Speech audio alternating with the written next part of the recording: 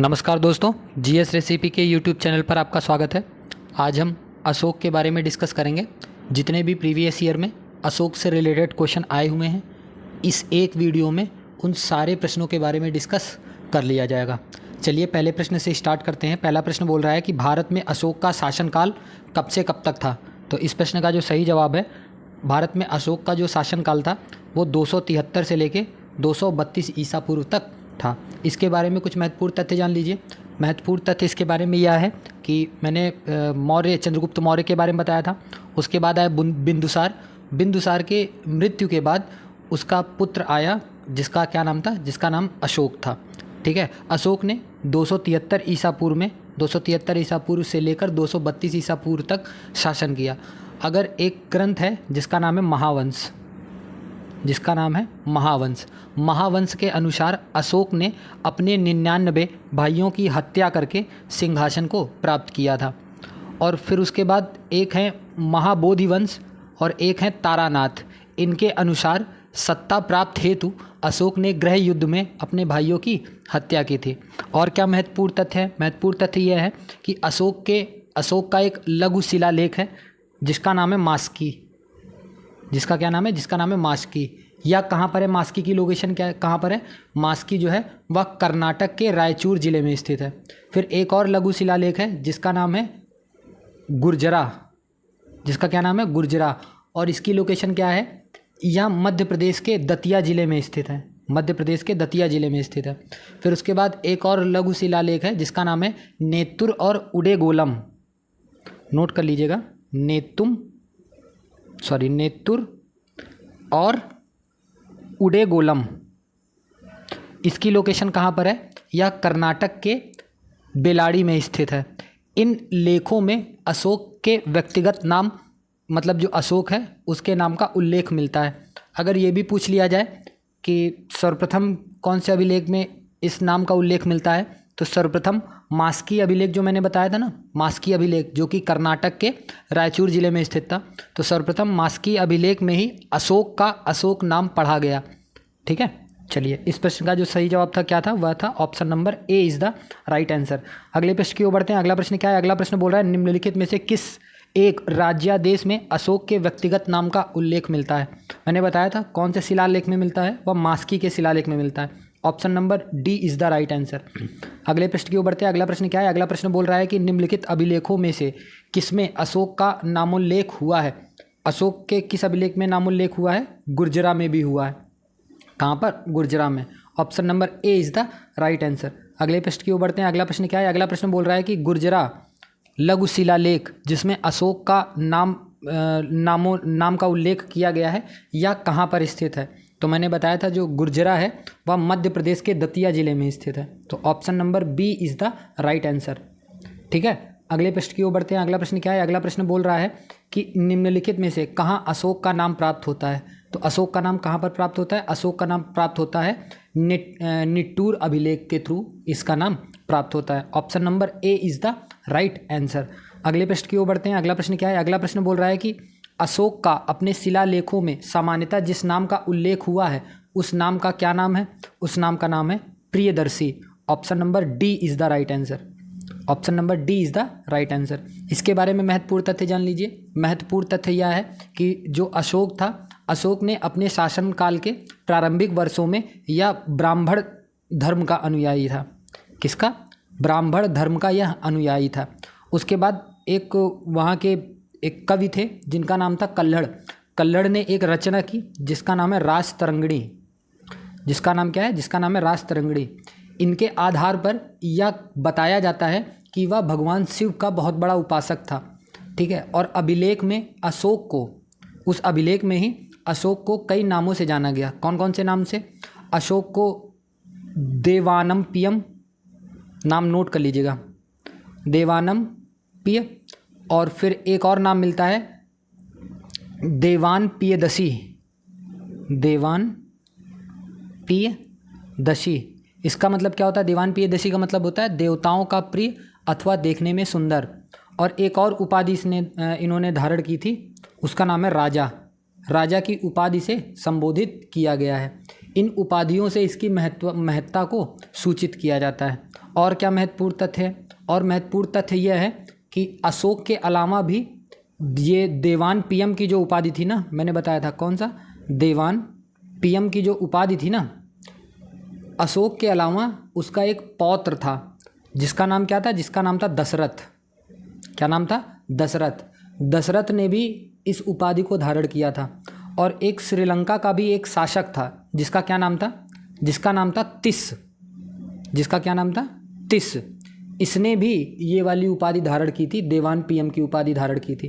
तो इस प्रश्न का जो सही जवाब है वह क्या है? इस प्रश्न का सही जवाब है option number D is the right answer. अगले प्रश्न की ओर बढ़ते हैं। अगला प्रश्न क्या है? अगला प्रश्न बोल रहा है कि अभिलेखों में किस शासक का उल्लेख प्रियदर्शी एवं देवनाम प्रिय के रूप में किया गया है? किसका उल्लेख किया गया है? अशोक के नाम का उल्लेख किया गया है। Option number B is the right answer. अगले प्रश्न की ओर बढ़ते हैं। अगला प्रश्न क्या है? अगला प्रश्न बोल रहा है अशोक ने बौद्ध होते हुए भी हिंदू धर्म में आस्था नहीं छोड़ी, इसका क्या प्रमाण है? इसका प्रमाण यह है कि उसने उपाधि धारण की थी, देवानाम पीएम की उपाधि धारण की थी। इससे यह पता चलता है कि हिंदू धर्म में इसने आस्था नहीं छोड़ी थी। Option number C is the right answer. अगले प्रश्न की ओर बढ़ते हैं। अगला प्रश्न क्या है? अगला प्रश्न बोल रहा है कि देवानम प्रियम की उपाधि धारण किन्होंने की थी? तो मैंने बताया था अशोक ने तो की ही थी धारण। उसके बाद इसका पौत्र था जिसका नाम था दशरथ, इन्होंने भी की थी। संप्रीति ने यह उपाधि धारण नहीं की थी। बृहदत्त ने भी यह उपाधि धारण नहीं की थी। तो किन्होंने की थी? अशोक ने की थी और दशरथ ने की थी। इस प्रश्न का सही जवाब क्या हो जाएगा? 1 और 2 सही। Option number B is the right answer. ठीक है, अगले प्रश्न की ओर बढ़ते हैं। अगला प्रश्न क्या है? अगला प्रश्न बोल रहा है कि निम्नलिखित में से कौन सा ग्रंथ उल्लेख करता है कि अशोक श्रीनगर मतलब कश्मीर का संस्थापक था? किसमें उल्लेख ये मिलता है? यह उल्लेख मिलता है राजतरंगड़ी में। Option number D is the right answer. इसके बारे में भी कुछ महत्वपूर्ण तथ्य जान लीजिए। महत्वपूर्ण तथ्य यह है कि जो राजतरंगड़ी हैं ये किसके द्वारा लिखी गई है? या कल्हड़ द्वारा रचित किया गया है। ठीक है, बौद्ध परंपरा के अनुसार अगर देखा जाए तो बौद्ध परंपरा के अनुसार उसने लगभग 84,000 स्तूपों का निर्माण करवाया था। ठीक है, और बराबर की गुफाओं में आजीविकों के लिए भी गुफाओं का निर्माण भी करवाया था। और उसके बाद कल्हड़ की राजतरंगड़ी के अनुसार उसने कश्मीर में श्रीनगर तथा नेपाल में देवपाटन नामक नगर बसाया था। तो देवपाटन का नाम आप याद रख सकते हैं। इस प्रश्न का सही जवाब क्या है? इस प्रश्न का सही जवाब है option number D is the right answer. अगले प्रश्न की ओर बढ़ते हैं। अगला प्रश्न है कि कलिंग युद्ध की विजय तथा क्षत्रियों का वर्णन अशोक के किस शिलालेख में किया गया है? तो कलिंग युद्ध की विजय तथा क्षत्रियों का जो वर्णन है वह शिलालेख नंबर 13 में इसका उल्लेख किया गया है। Option number D is the right answer. इसके बारे में भी कुछ महत्वपूर्ण तथ्य जान लीजिए। महत्वपूर्ण तथ्य यह है कि एक विचारक हैं जिनका नाम है रोमिला थापर। जिनका नाम क्या है? जिनका नाम है रोमिला थापर। रोमिला थापर जी क्या बोलते हैं? इन्होंने बोला, इनका विचार है कि कलिंग जो है वह अशोक के समय व्यापारिक दृष्टि से अत्यंत महत्वपूर्ण राज्य था तथा अशोक की दृष्टि जो है वह उसके जो बहुत अच्छा व्यापार चल रहा था उसकी दृष्टि उस पर लगी हुई थी। अशोक जो है अपने राज्याभिषेक के 8वें वर्ष, क्या राज्याभिषेक के अपने 8वें वर्ष लगभग 261 ईसा पूर्व में उसने कलिंग के विरुद्ध युद्ध छेड़ दिया। और कलिंग युद्ध तथा उसके परिणामों के विषय में अशोक के 13वें शिलालेख से अभिलेखों से विस्तृत सूचना हमें मिलती है। कलिंग का प्राचीन राज्य जो है वह वर्तमान दक्षिणी उड़ीसा में स्थित है। ठीक है, अगर कोई पूछ ले कि जो कलिंग है वो वर्तमान में देखा जाए तो किस राज्य में स्थित है, तो वह उड़ीसा में स्थित है। और 13वें शिलालेख से ही इस युद्ध का भयानक परिणामों का इस प्रकार उल्लेख किया गया है कि इसमें बताया जाता है कि लगभग 1,50,000 लोग जो है वह बंदी बनाकर निर्वासित कर दिए गए थे तथा 1,00,000 लोगों की हत्या कर दी गई थी तथा इसमें से भी कई गुना अधिक मारे गए थे।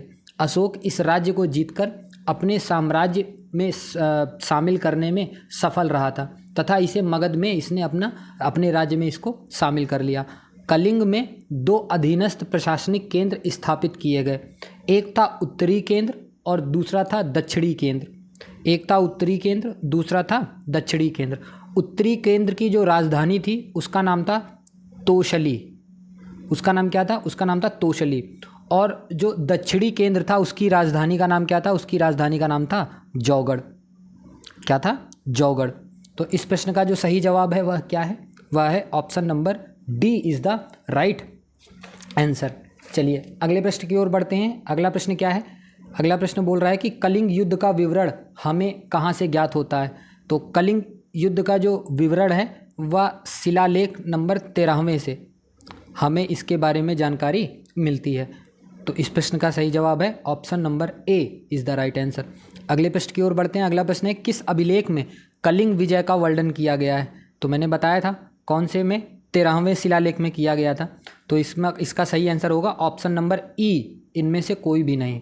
तो सही क्या होगा? सही होगा कि 13वें शिलालेख में कलिंग के युद्ध का जो है वह वर्णन किया गया है। Option number E is the right answer.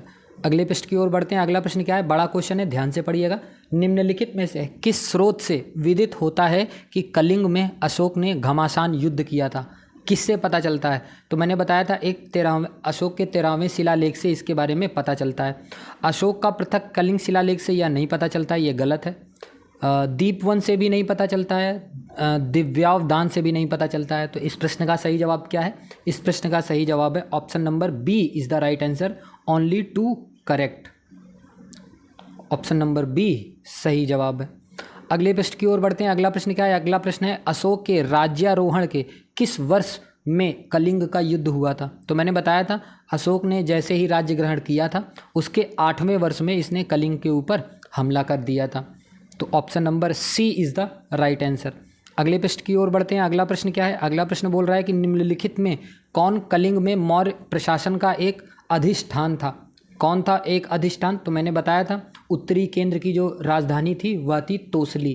तो option number D is the right answer. अगले प्रश्न की ओर बढ़ते हैं। अगला प्रश्न क्या है?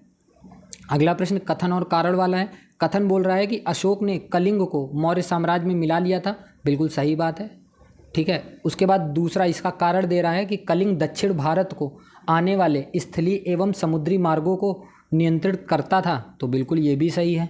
तो इस प्रश्न का सही जवाब होगा ऑप्शन नंबर ए और आर दोनों सही है, और आर जो है वह ए का एक सही स्पष्टीकरण भी है। Option number A is the right answer. Option number A is the right answer. अगले प्रश्न की ओर बढ़ते हैं। अगला प्रश्न क्या है? अगला प्रश्न बोल रहा है कि मौर्य युग में अवंती पथ जो था वह क्या था? वह एक वेस्टर्न प्रोविंस था, मतलब पश्चिमी प्रांत था। Option number C is the right answer. इसके बारे में भी कुछ महत्वपूर्ण तथ्य जान लीजिए। महत्वपूर्ण तथ्य यह है कि जो मौर्य शासक अशोक के शिलालेखों में हमें उसके निम्नलिखित प्रांतों के बारे में ज्ञात होता है। निम्नलिखित का मतलब टोटल उसके 5 प्रांतों के बारे में हमें पता चलता है। 5 प्रांतों के बारे में मैं नाम लिख दूंगा और उसके बारे में जो जानकारी रहेगी आप लोग नोट कर सकते हैं वीडियो को पॉज करके। पहला जो प्रांत है उसका नाम है उदीच। उसका नाम क्या है? उसका नाम है उदीच। इसको हम उत्तरापथ भी बोलते हैं, उत्तरापथ भी बोलते हैं। इसके बारे में नोट कर लीजिएगा कि यह एक पश्चिमोत्तर प्रदेश में सम्मिलित था। इसकी राजधानी जो थी वह तक्षशिला थी। और दूसरे नंबर पे प्रांत आता है आपका अवंतिर ठठ। नाम नोट कर लीजिएगा, अवंतिर ठठ। इसके बारे में नोट कर लीजिएगा कि यह पश्चिमी प्रांत की राजधानी उज्जैनी थी इसकी, ठीक है। तीसरे नंबर पे प्रांत का नाम नोट कर लीजिएगा, कलिंग। क्या? कलिंग। कलिंग के बारे में नोट कर लीजिएगा कि इसकी राजधानी तोसिल थी, तोसली। इसकी राजधानी तोसली थी। फिर उसके बाद चौथे नंबर पे प्रांत का नाम नोट कर लीजिएगा, दक्षिणापथ। क्या? दक्षिणापथ। दक्षिणापथ के बारे में नोट कर लीजिएगा कि इसमें दक्षिणी भारत का प्रदेश शामिल था जिसकी राजधानी जो थी वह सुवर्णगिरी थी। और 5वें प्रांत पे नाम आता है प्राच्य या प्राशी का। क्या नाम आता है? प्राच्य या प्राशी का। इसमें नोट कर लीजिएगा कि इससे तात्पर्य पूर्वी भारत से है तथा इसकी राजधानी जो थी वह पाटलिपुत्र थी, ठीक है। इस प्रश्न का जो सही जवाब था वह क्या था? वह था ऑप्शन नंबर सी, पश्चिमी प्रांत। Option number C is the right answer. अगले प्रश्न की ओर बढ़ते हैं। अगला प्रश्न क्या है? अगला प्रश्न बोल रहा है कि निम्न में से अशोक के किस शिलालेख में पारस्परिक अवसरों पर पशु बलि पर रोक लगाई गई है? ऐसा लगता है कि यह पाबंदी पशुओं के वध पर थी। तो इस प्रश्न का सही जवाब क्या है? इस प्रश्न का सही जवाब है option number A is the right answer. इसके बारे में कुछ महत्वपूर्ण तथ्य जान लीजिए। महत्वपूर्ण तथ्य यह है कि अशोक ने अपने प्रथम शिलालेख में, किसमें? अपने प्रथम शिलालेख में पशु बलि पर रोक लगाने की वह चर्चा करता है। और अशोक ने यह भी लिखा कि पहले पाकशाला में हजारों जानवर मारे जाते थे, लेकिन भविष्य में वे भी नहीं मारे जाएंगे। अशोक के प्रथम लघु शिलालेख में ही राज्यादेश से बौद्ध धर्म के साथ साथ अशोक के संबंध प्रकट किए गए हैं। अशोक के 2 पृथक कलिंग अभिलेख मिले हैं। 2 पृथक, कौन से? एक कलिंग अभिलेख 2 मिले, एक प्रथम एक द्वितीय। इसके बारे में जो महत्वपूर्ण तथ्य बताएंगे आप नोट कर लीजिएगा। प्रथम पृथक में कलिंग शिलालेख में अशोक घोषणा करता है कि सभी मनुष्य मेरी संतानें हैं, मतलब मेरी प्रजाएं हैं। अशोक आगे कहता है कि जिस प्रकार मैं अपनी संतानों के लिए कल्याण के लिए कामना करता हूँ, उसी प्रकार अपनी प्रजा के लिए भी कामना करता हूँ। यह बात किसमें कही है? प्रथम पृथक कलिंग शिलालेख में यह बात कही है। और अशोक ने अपने द्वितीय शिलालेख में क्या बोला है? द्वितीय शिलालेख में अशोक ने अपने दक्षिण सीमा पर स्थित जो राज्य थे, जैसे चोल था, पांड्य था, सतीय पुत्र था, केरल पुत्र था तथा ताम्रपर्णी के नाम से यह बताता है कि यह सभी तमिल देश थे। और शिलालेख नंबर 13 में भी दक्षिण में चोल, चेर, पांड्य राज्य की चर्चा के बारे में भी बताया गया है। तो इस प्रश्न का जो सही जवाब है वह क्या है? वह है option number A is the right answer. अगले प्रश्न की ओर बढ़ते हैं। अगला प्रश्न क्या है? अगला प्रश्न बोल रहा है कि अशोक के जो प्रमुख शिलालेख संगम राज्य के विषय में बताते हैं, उसमें वह किसमें हमें पता चलता है इसके बारे में? तो वह पता चलता है हमें दूसरे शिलालेख से और 13वें शिलालेख से। तो option number C is the right answer. Option number C is the right answer. इसके पिछले वाले क्वेश्चन में मैंने इसके बारे में पूरा डिटेल्ड एक्सप्लेन किया हुआ है। Option number C is the right answer. अगले प्रश्न की ओर बढ़ते हैं। अगला प्रश्न है, निम्नलिखित में से किस राज्यादेश से बौद्ध धर्म के साथ अशोक के संबंध प्रकट होते हैं? तो किससे पता चलते हैं? लघु शिलालेख नंबर 1 से हमें यह पता चलता है कि अशोक के बौद्ध धर्म के साथ एक अच्छे संबंध थे। सॉरी।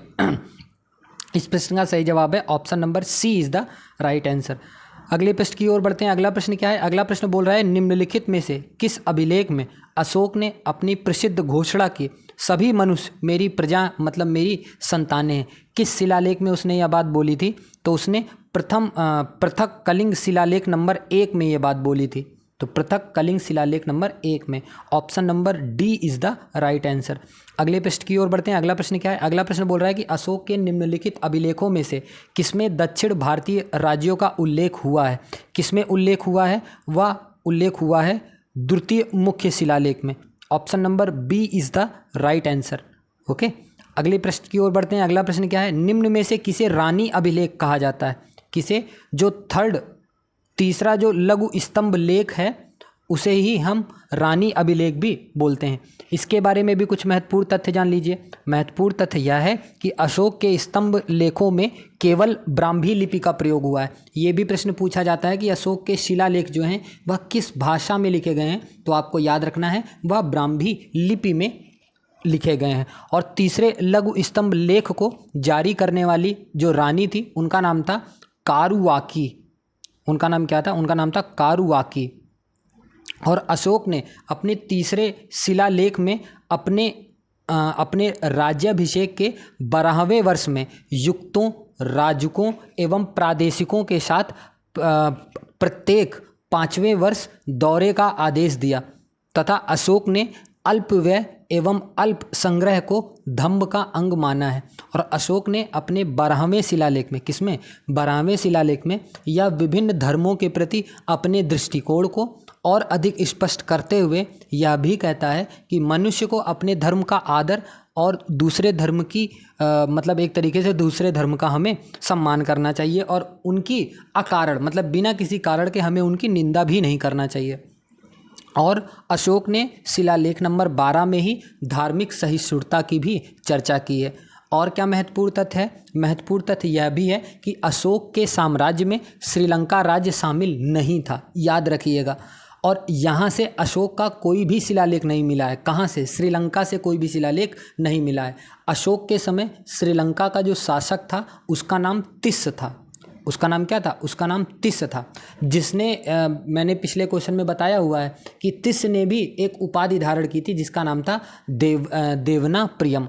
ओके, तो इस प्रश्न का जो सही जवाब था वह क्या था? वह था option number B is the right answer. अगले प्रश्न की ओर बढ़ते हैं। अगला प्रश्न क्या है? अगला प्रश्न है कि किस शिलालेख में अशोक ने अल्प व्यय तथा अल्प संग्रह को धम्म का अंग माना है? तो किस में माना है? तो इस प्रश्न का सही जवाब है option number A is the right answer.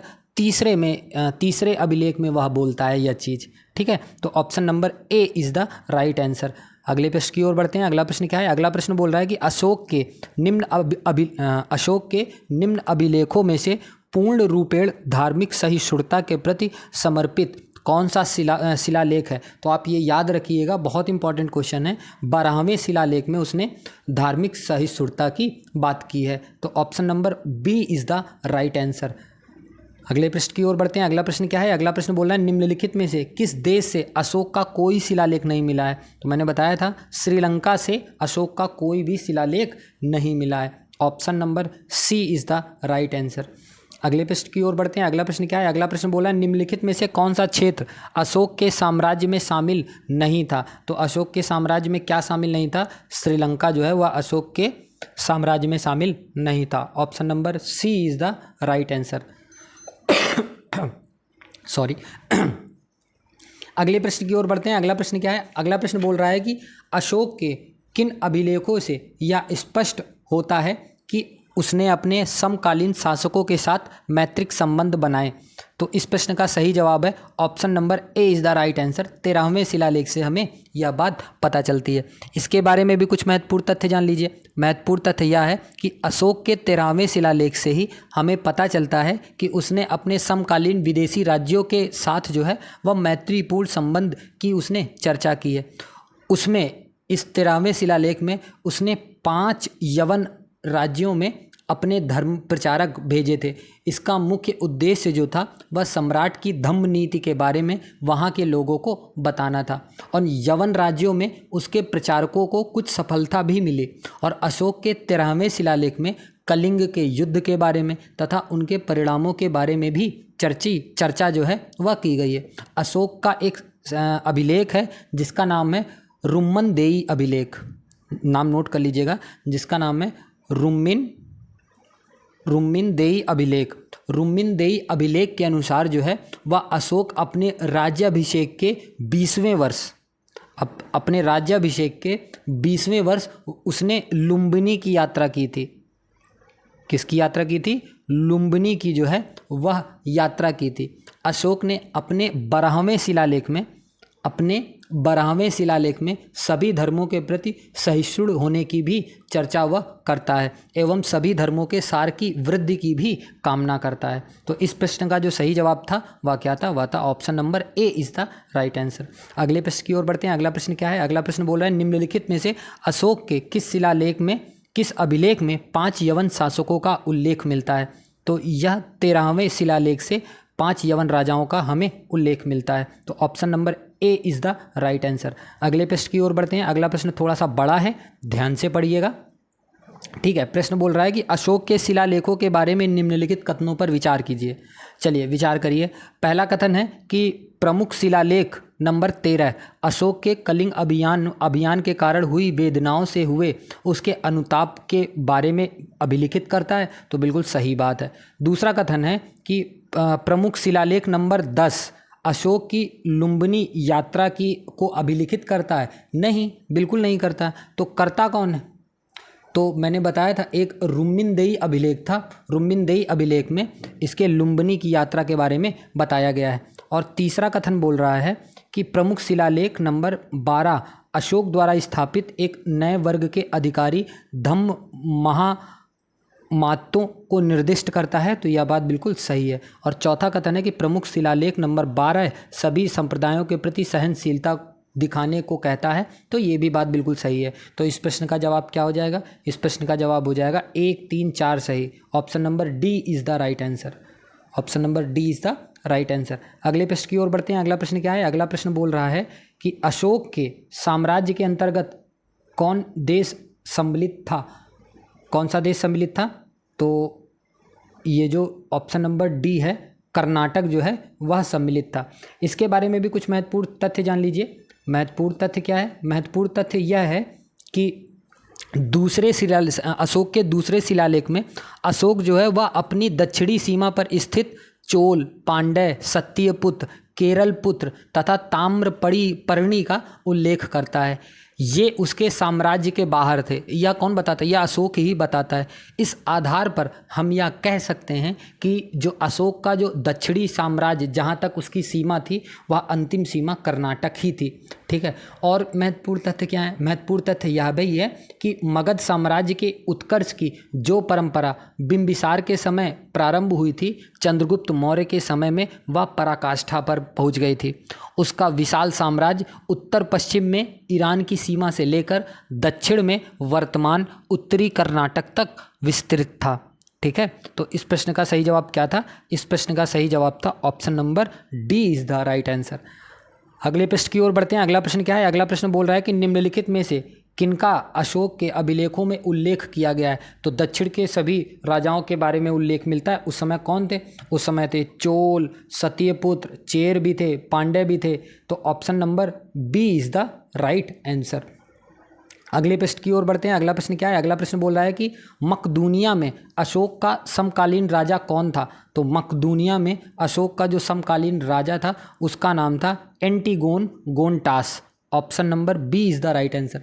इसके बारे में भी कुछ महत्वपूर्ण तथ्य जान लीजिए। महत्वपूर्ण तथ्य यह है कि अशोक ने बौद्ध धर्म के प्रचार के लिए विदेशों में भी प्रचारकों को उसने भेजा था, जिसका उल्लेख जो है उसने अपने दूसरे तथा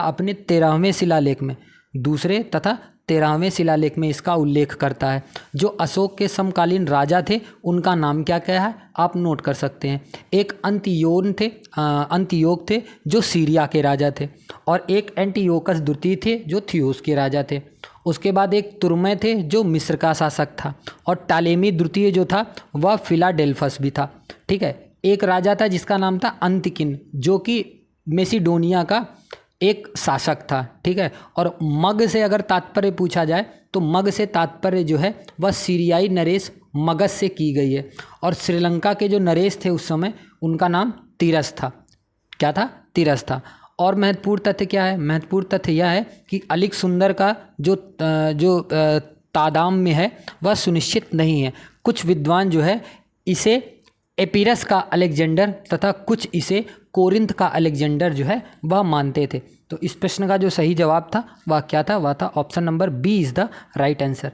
अगले प्रश्न की ओर बढ़ते हैं। अगला प्रश्न क्या है? अगला प्रश्न बोल रहा है कि अशोक का समकालीन तुर्मै जो था वह कहाँ का राजा था? तो मैंने बताया है वह कहाँ का राजा था, वह मिस्र का राजा था, Egypt. Option number A is the right answer. अगले प्रश्न की ओर बढ़ते हैं। अगला प्रश्न क्या है? अगला प्रश्न बोल रहा है कि टोलमी फिलाडेल्फस जिसके साथ अशोक के राजनयिक संबंध थे वह कहाँ का शासक था? तो वह भी मिस्र का शासक था। कहाँ का? मिस्र का शासक था। Option number B is the right answer. अगले प्रश्न की ओर बढ़ते हैं। अगला प्रश्न क्या है? अगला प्रश्न बोल रहा है कि निम्नलिखित में से किस राजवंश के शासक सीरिया जैसे पश्चिम में दूर के देशों के साथ राजनय संबंध रखते थे? तो कौन थे वो थे Maurya. Option number A is the right answer. Option number A is the right answer. अगले प्रश्न की ओर बढ़ते हैं। अगला प्रश्न क्या है? अगला प्रश्न बोल रहा है कि अशोक का समकालीन जो सिंघल नरेश था वह कौन था? सिंघल नरेश जो था उसका नाम था Tissa. Option number C is the right answer. ठीक है। अगले प्रश्न की ओर बढ़ते हैं। अगला प्रश्न बोल रहा है कि हाँ, ये क्वेश्चन जो है यह क्वेश्चन गलत है, इस क्वेश्चन को काट दिया गया था। ठीक है। तो अगले प्रश्न की ओर बढ़ते हैं। अगला प्रश्न क्या है? अगला प्रश्न बोल रहा है कि निम्नलिखित में से कौन मौर्य शासक जैन था? कौन सा मौर्य शासक जैन था? तो उसका नाम है Samprati. Option number B is the right answer. इसके बारे में कुछ महत्वपूर्ण तथ्य जान लीजिए। महत्वपूर्ण तथ्य यह है कि मौर्य वंश का जो अंतिम ज्ञात शासक जो है ना वह किसको माना जाता है? वह बृहद्रथ को माना जाता है। किसको माना जाता है? बृहद्रथ को माना जाता है। तथा इससे प्रायः जो है इससे लगभग सभी लोग सहमत भी होते हैं। उसके बाद विष्णु, वायु, मत्स्य तथा ब्रह्मांड पुराणों में भी अंतिम शासक जो है वह बृहदत्त को ही स्वीकार किया गया है। इनके अनुसार इसकी हत्या जो है वह एक ब्राह्मण वंशीय पुष्यमित्र ने की थी। और यह भी पता चलता है कि जो मौर्य शासक संप्रीति जो थे वह जैन मत के अनुयायी थे।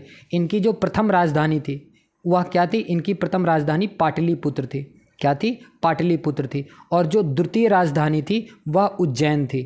पहली राजधानी कौन सी थी? पाटलिपुत्र, और दूसरी राजधानी उज्जैन थी। ठीक है।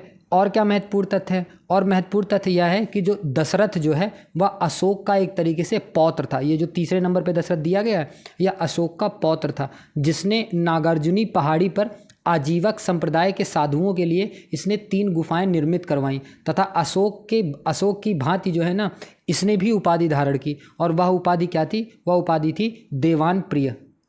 क्या थी? वह उपाधि थी देवान प्रिय। इस प्रश्न का जो सही जवाब था वह था option number B is the right answer. अगले प्रश्न की ओर बढ़ते हैं। अगला प्रश्न क्या है? अगला प्रश्न है जैन ग्रंथों में उल्लिखित संप्रीति की द्वितीय राजधानी क्या थी? तो मैंने बताया था प्रथम राजधानी पाटलिपुत्र थी और द्वितीय राजधानी जो थी वह उज्जैन थी। Option number B is the right answer. ठीक है।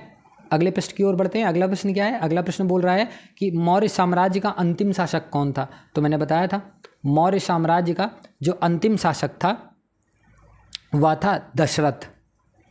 वह कौन था? दशरथ। देखो अगर बृहदत्त का नाम होता ना तो वो सही होता। ठीक है। मौर्य साम्राज्य का सॉरी एक मिनट।